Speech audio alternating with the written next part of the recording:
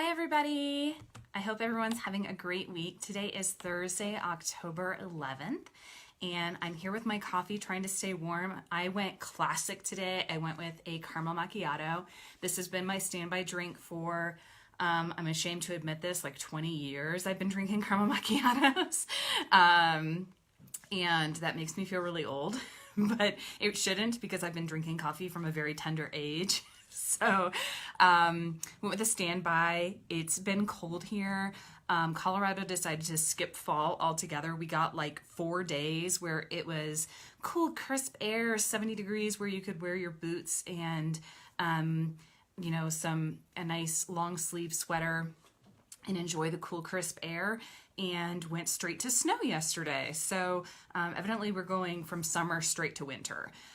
It's just been cold, and everyone in my office has been complaining about how chilly it is. So this week I want to talk about something that comes up a lot with cases that I work on where there is a hostile work environment. And hostile work environment is probably the buzzword that I get calls about most often lately. So I want to talk really quickly about what is a hostile work environment. A hostile work environment is where there is discrimination that is severe or pervasive, where discriminatory comments are being made on a constant basis, and it just makes the whole workplace where you just are squirming constantly. A hostile work environment is not where everyone at work doesn't get along, at least not unless there's a discriminatory motive behind it. So I do get a ton of calls where people say, it's a hostile work environment. My boss is such a jerk. It's not a hostile work environment unless the reason that your boss is a jerk is because of your gender, or because of your sexual orientation, or because of your disability. So a hostile work environment has to have that discriminatory animus, that motivation behind it.